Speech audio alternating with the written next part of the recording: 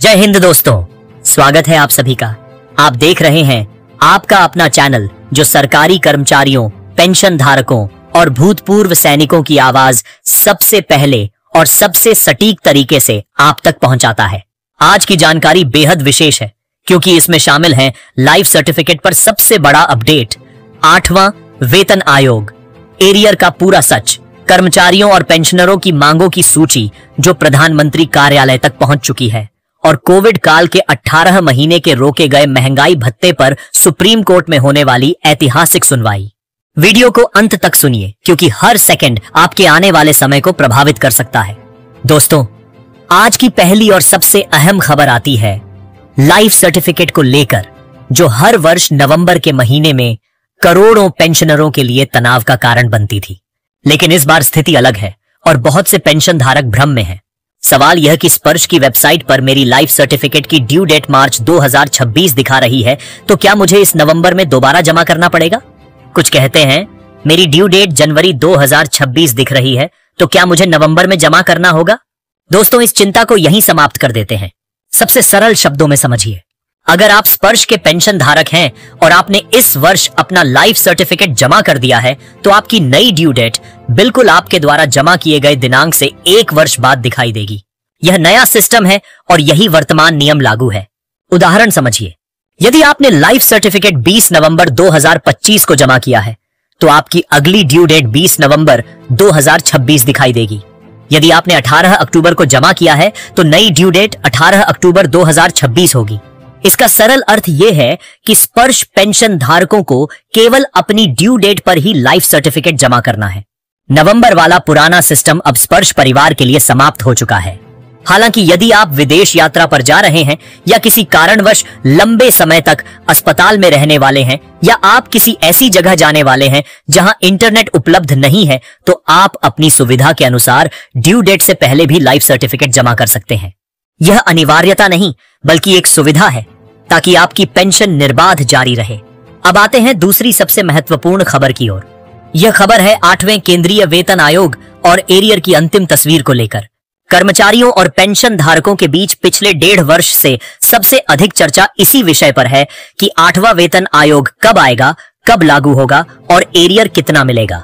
दोस्तों, बड़े media channel जैसे NDTV की रिपोर्ट सामने आई है जिसमें बताया गया है कि बढ़ी हुई सैलरी और पेंशन की वास्तविक शुरुआत जुलाई 2027 से होने की संभावना है। लेकिन असली और सबसे महत्वपूर्ण बात यह है कि सरकार 8वें वेतन आयोग की प्रभावी तिथि 1 जनवरी 2026 रखने जा रही है। अब आप सोच रहे होंगे कि जब लागू जुलाई में होगा तो प्रभाव जनवरी से क्यों माना जाएगा?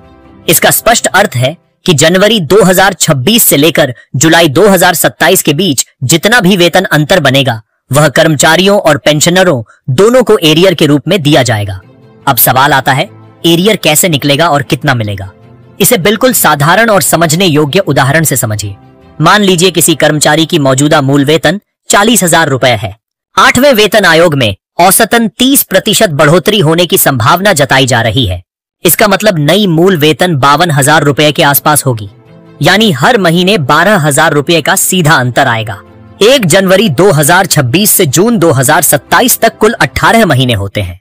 यदि हर महीने 12,000 रुपए का अंतर है तो कुल एरियर लगभग 2,16,000 रुपए बनता है। अब एक दूसरा उदाहरण समझिए। यदि किसी कर्मचारी का मूल वेतन 60,000 रुपए है तो 30% बढ़ोतरी के बाद मासिक अंतर 18,000 रुपए तक जा सकता है। 18 महीने के आधार पर कुल एरियर लगभग 3,24,000 रुपए बनता है। यदि किसी कर्मचारी की मूल वेतन 1 लाख रुपए के करीब है तो 30% बढ़ोतरी के बाद मासिक अंतर 30,000 रुपए तक पहुंच सकता है और एरियर 5 से 6 लाख रुपए के बीच बन सकता है।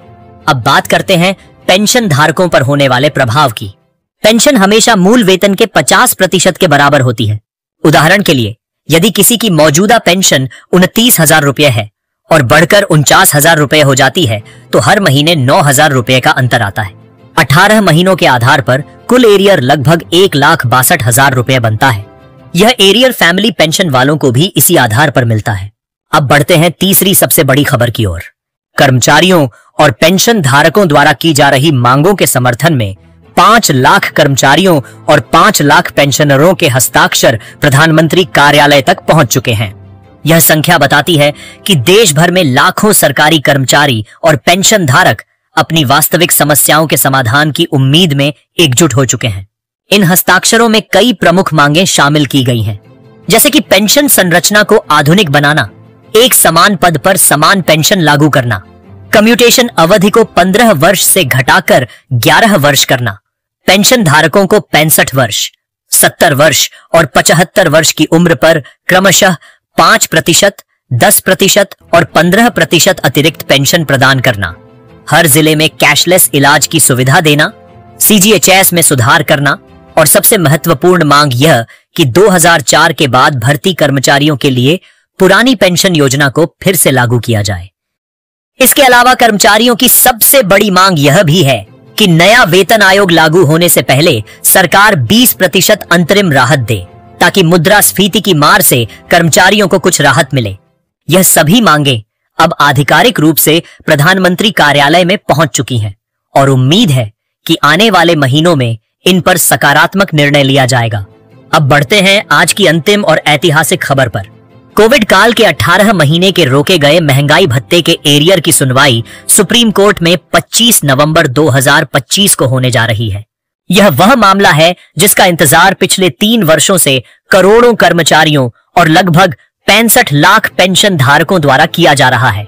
वरिष्ठ अधिवक्ता ए.के. तिवारी इस मामले में अपना पक्ष रखने वाले हैं। यदि अदालत इस मामले में सकारात्मक टिप्पणी करती है तो केंद्र सरकार से लेकर राज्य सरकारों तक करोड़ों कर्मचारियों और पेंशनरों को रोके गए महंगाई भत्ते का एरियर मिल सकता है। दोस्तों, अंत में एक महत्वपूर्ण याद दिलाना। स्पर्श से बाहर वाले सभी पेंशन धारक, जिनमें रेलवे पेंशनर भी शामिल हैं, वे अपना लाइफ सर्टिफिकेट 30 नवंबर से पहले अवश्य जमा कर दें, ताकि पेंशन रुकने की समस्या न आए। जय हिंद दोस्तों, आप सभी का धन्यवाद। दोस्तों, आज की सबसे बड़ी और बेहद महत्वपूर्ण अपडेट 18 महीने एरियर केस को लेकर सुप्रीम कोर्ट से आई है। आज सुप्रीम कोर्ट में इस मामले की सुनवाई हुई, जिसमें वरिष्ठ वकील ए.के. तिवारी ने जज साहब के सामने बहुत ही मजबूत तरीके से दलीलें पेश की। उन्होंने साफ कहा कि कर्मचारी पेंशन धारकों को 18 महीने का एरियर तुरंत दिया जाना चाहिए, क्योंकि यह पेंशनर्स का हक है।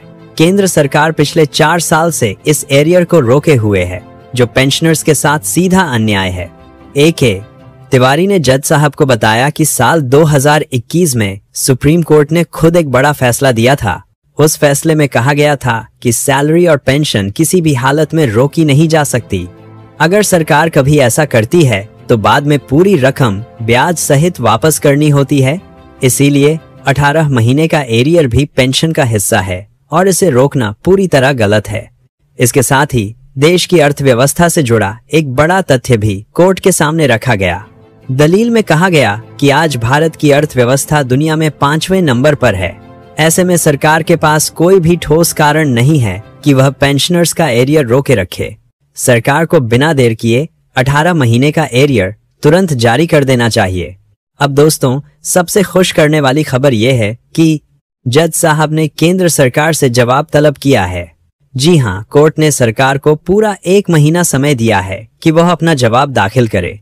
सरकार को 25 दिसंबर तक कोर्ट को बताना होगा कि अब तक एरियर क्यों रोका गया और उनकी क्या योजना है। इस आदेश के बाद यह साफ हो गया है कि 18 महीने एरियर की असली लड़ाई अब शुरू हो चुकी है और आने वाले समय में एक पॉजिटिव फैसला आने की पूरी उम्मीद की जा सकती है। दोस्तों, यह खबर देश भर के कर्मचारी पेंशन धारकों के लिए बहुत बड़ी राहत है। अब नजरें होंगी सरकार के जवाब पर, जो 25 दिसंबर को सामने आएगा।